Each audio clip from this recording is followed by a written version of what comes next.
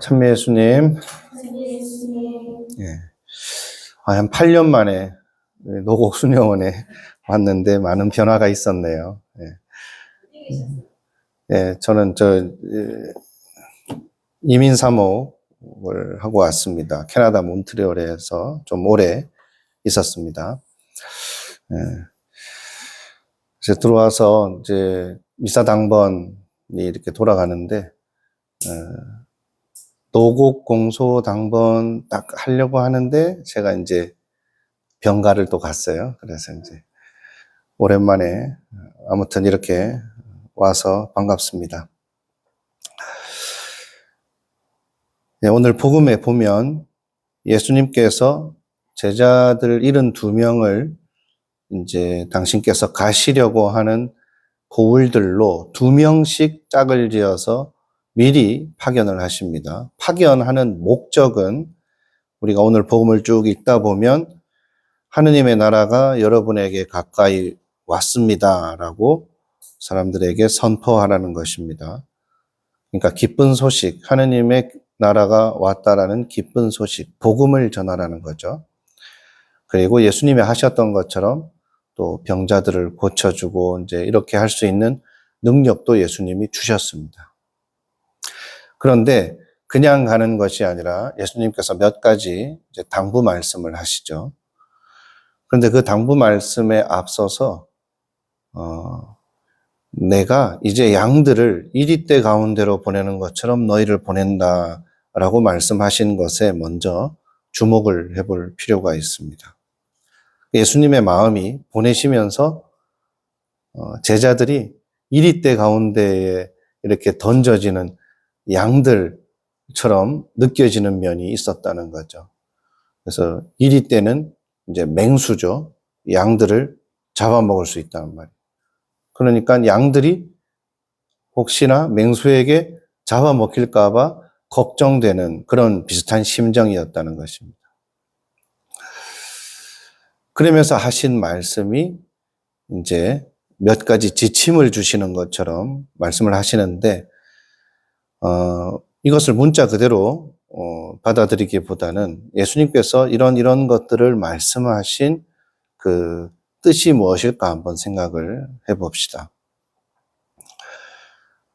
첫 번째로 물질에 대한 이야기를 하십니다. 돈주머니, 그 다음에 여행 보따리, 신발도 지니지 말고 길에서 아무에게도 인사하지 마라. 이렇게 되어 있습니다. 다소 엄격한 지침처럼 느껴지죠. 이제 파견되고 어딘가로 보내지면 뭔가 이제 기본적으로 필요한 것들이 있잖아요. 그죠? 우리가 길을 떠나려면 신발도 있어야 되고, 좀 채비를 좀 해서 가야 되는 거죠. 그래서 저도 이제 해외 이민 사목 갈 때, 거기 가면 뭐 필요할까 싶어서 신발도 사고, 캐나다 춥다 그래가지고 두꺼운 그 옷도 사고, 그러니까 짐이 많아져요. 그리고 거기서 또 몇 년 살다가 돌아오니까 짐이 더 많아졌어요. 그래서 수도원의 방은 좁은데 짐을 풀 수가 없어. 너무 많아서. 그러면서 버린다고 버렸지만 그래도 여전히 많아요. 살면서 점점 많아져요. 그래도 우리 수녀님들은 이제 수도복 입고 사시니까 사복이 없어서 짐이 조금 덜 하실 것 같은데, 저희는 이제 사복을 입으니까, 그리고 또 단순히 사복을 입어서 사복이 늘어나는 것이 아니라 살다 보면 좋은 거 입고 싶고, 네? 그렇잖아요. 그러면서 점점 또 늘어나요. 그리고 누가 선물 주죠. 내가 사고 싶어서 사죠. 더 많아져요. 그래서 버리는 게 그만큼 힘들더라는 겁니다. 그래서 이게 무슨 얘기냐면 보내지는 목적에 충실한 것이 중요한 건데, 그것을 하기 위해서 필요하다고 생각하는 것들이 점점 많아져서 배보다 배꼽이 더 커지는 이제 그런 일도 생길 수 있다는 것입니다. 자, 물질에 대해서는 우리는 청빈하고도 관계 있으니까 이제 복음 삼덕과도 연결해서 오늘 복음을 묵상할 수도 있습니다. 그래서 청빈과 관계된 부분을 이렇게 생각을 하면서 동시에 이 청빈이 물질에 대한 것만 얘기하는 것이 아니라 길에서 아무에게도 인사하지 마라. 이 무슨 뜻일까요? 우리 인사 잘하고 친절하면 좋은 건데. 근데 여기서 길에서 아무에게도 인사하지 마라는 것은 보내진 곳에 목적지를 향해서 이렇게 가는 동안에 중간에 딴 데 정신이 흩어지는 걸 얘기하는 겁니다. 그래서 우리가 예수님께서 복음을 전하라고 했으니까 복음을 전하라고 한 곳에 얼른 가서 그 사명을 다하는 것이 중요한데 나 그거 하러 간다고 막 이제 사람들한테 떠벌리는 거 이런 거 생각해 볼 수가 있어요. 그리고 막 내가 막 복음을 전하는 이런 우리가 이제 막 수도자로 살고 사제로 살면서 내가 이제 이런 일을 한다라는 것을 마치 인간적으로 사람들한테 너무 자랑하고 떠벌리느라 내가 어디로 가는지 잊어버리고 무엇을 하기 위해서 존재하는지 정체성이 흔들릴 수도 있다는 것입니다. 그리고 어떤 집에 들어가든지 평화를 빌어주라고 했습니다. 평화를 빌어주고 또 그 집에 같은 한 집에 머무르면서 주는 것을 먹고 마셔라. 이것도 마찬가지입니다. 우리가 복음을 전한다라는 이유로 때로는 사람들에게 조금 대접을 받을 수 있고 존경을 받을 수도 있습니다. 우리가 수도자로 산다는 그 이유만으로 많은 사람들이 조금 이렇게 뭔가 좀 더 챙겨주고 싶어 하고 세상적으로 부족한 것들이 많아 보이니까 또 대접을 또 해주고 싶어 하고 마음을 표현하고 싶어 합니다. 그런데 교우들이 우리 성직자나 수도자들한테 이게 좋은 마음을 표현하고 대접해주는 그런 것들이 때로는 너무나 즐길 거리처럼 잘못 변질될 수가 있다는 겁니다. 우리 자신들에게. 그래서 우리가 받는 대접들을 막 즐기면서 이 집에 가서도 대접받고 저 집에 가서도 대접받고 그러다 보면 어떻게 해요? 더 좋은 대접을 받는 곳을 찾고 싶고 이렇게 되죠. 그래서 내가 좀 더 좋은 대접을 받고 더 좋은 것을 누리고 싶은 마음이 점점 커진다는 것은 이타적인 삶을 사는 데서 거리가 조금 멀어진다는 뜻입니다. 왜? 내가 좋아하는 것을 더 많이 누리고 싶다는 것은 내가 나 자신에 대한 사랑이 더 커진다는 것이고 또 나의 욕망을 충족시켜주는 사람들을 더 좋아하게 된다는 뜻이니까 복음 삼덕 중에서 정결에 문제가 생길 수가 있는 겁니다. 그래서 우리가 어떤 육신적인 정결도 중요하지만 이런 영적인 정결도 중요하다라는 겁니다.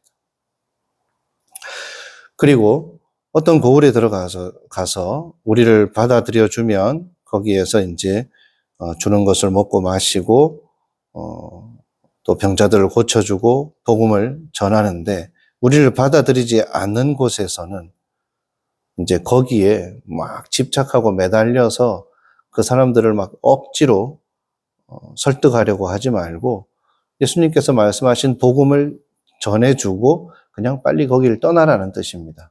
발에 먼지를 털어버리라는 것은. 그 사람들을 미워하고 배척하라는 뜻이 아니라 복음을 전하는 것은 그 사람들을 제압하는 방식이 되어서는 안 된다는 겁니다. 내가 예수님을 믿고 있으니까 예수님을 믿지 않는 다른 종교라든지 아직 예수님의 말씀을 받아들이지 못하는 사람들한테 막 내가 말로 이겨가지고 그렇게 해서 그 사람들을 굴복시키는 방식.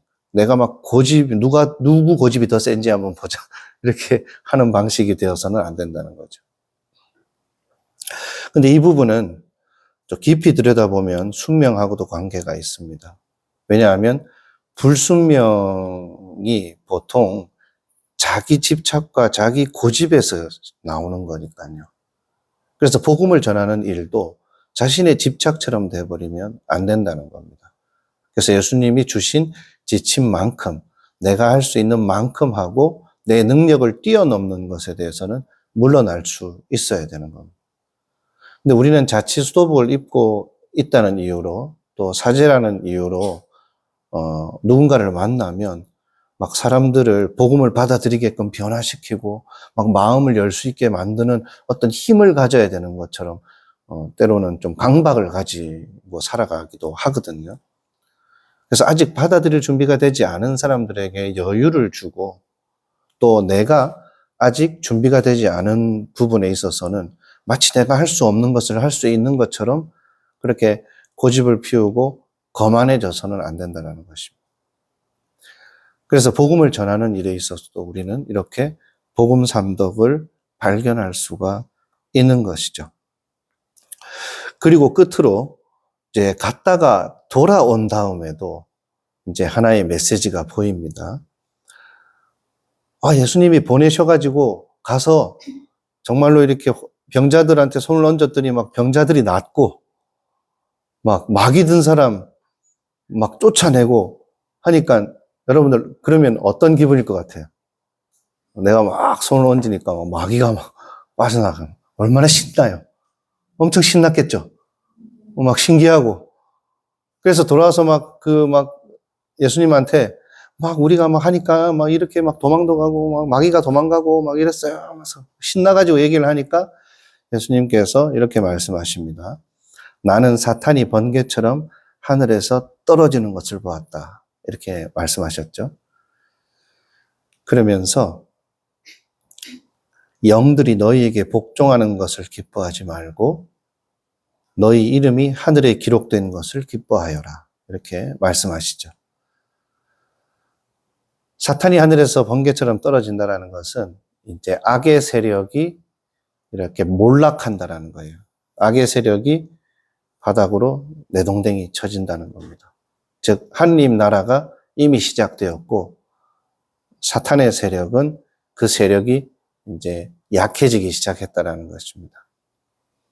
그러니 하늘나라가 시작된 것, 그것에 대한 기쁨을 생각해야지 예수님이 주신 능력 가지고 마귀를 쫓아내는 거 그게 막 신나가지고 자칫 잘못하면 우쭐하게 되죠. 그리고 마치 그것이 내 능력인 양 착각하게 되면 금방 교만에 빠지게 되는 것입니다. 그래서 예수님께서 나한테 어떤 능력을 주셨다면 주신 목적이 있고 그 목적에 충실하게 우리는 도구로서 사용되는 것이고 그 일로 인해서 하느님의 뜻이 실현되고 하느님 나라가 더 완성된다라는 기쁨을 생각해야지 막 내가 어떤 걸 했더니 그것에 대한 결과로 막 이런 일이 벌어졌어요 하면서 마치 그 능력 자체에 거기에서 기쁨을 느껴서는 안 된다는 것입니다. 뒤집어 얘기하면 내가 어떻게 했는데 안 되던데요. 내가 뭘 노력을 했는데 노력한 만큼 결과가 안 나오던데요. 그러면 어떻게 된다는 뜻이에요? 결과가 좋으니까 신났으니까 결과가 안 좋으면 실망하고 내가 뭘 잘못했나. 때로는 하나님이 원망하고 그렇게 된다는 거예요. 그게 바로 인간의 본성과 감정은 이렇게 널뛰기를 한다는 것입니다. 그러니 사명에 집중하고 보내진 목적, 나의 정체성에 집중해야지 그 이외의 다른 부수적인 것들에 많은 에너지를 쏟고 시간과 정신적 에너지를 낭비해서는 안 된다는 걸 우리가 생각해 볼 수가 있겠죠. 우리는 어딘가로 파견될 겁니다. 저도 어디 파견됐다가 또 왔고, 또 여러분들도 이제 서원하고 그러면 어딘가로 보내지겠죠. 보내질 때마다 내가 어디로 왜 보내지는가 생각을 해야 되는 것입니다. 그리고 그 이전에 더 깊이 생각해야 할 것은 예수님이 보내실 때 어떻게 보내셨죠? 둘씩 짝지어서 보냈잖아요. 둘이 같이 보냈다라는 것은 한 사람이 마음이 흔들리면 옆에서 잡아주고 뭔가 고민이 생기면 함께 생각을 나누면서 답을 찾아가고 협력하라는 뜻이에요. 때로는 혼자서 뭔가 일을 하는 것이 편합니다. 그죠? 둘이 같이 하는 게 더 힘들 때도 있어요. 서로 맞춰가야 되고 눈치도 봐야 되니까. 그런데 정말 어려운 일이 생겼을 때는 혼자 해나가는 것보다 둘이 있으면 그것을 이겨낼 수 있어요. 그러니 둘씩 짝지어서 보내지는 것에서 저는 이런 생각이 들어요. 서로가 서로에게 파견되었다. 여러분들 나중에 서원하고 난 어디 가서 뭘 하고 싶어, 뭐 어디 가서 나는 이런 걸 할 수 있을 거야, 그런 거 생각하기 전에 지금 옆에 있는 사람에게 내가 파견되었다라는 것을 생각해야 돼요. 그러니 오늘 예수님께서 말씀하신 이런 내용들을 지금 같이 함께 살고 있는 사람들에게도 그대로 나를 통해서 이런 예수님의 뜻이 드러날 수 있게끔 그렇게 노력을 해야 되겠죠. 그래서 여러분들은 지금 수녀원에 이렇게 있다고 해서 아무 데도 공간적으로 아무 곳에도 아직 보내지지 않았다고 해서 파견되지 않은 게 아니라는 거예요. 여러분들은 이미 파견되신 거예요. 하나님께서 불러주셨고 또 하나님의 부르심을 받고 함께 모여서 여기서 만난 것만으로 서로가 서로에게 파견되었다는 것을 꼭 기억하고 옆 사람을 볼 때 나에게 보내진 사람, 또 나도 이 사람에게 보내진 사람, 이런 것들을 생각하면서 오늘 하루 지내도록 합시다.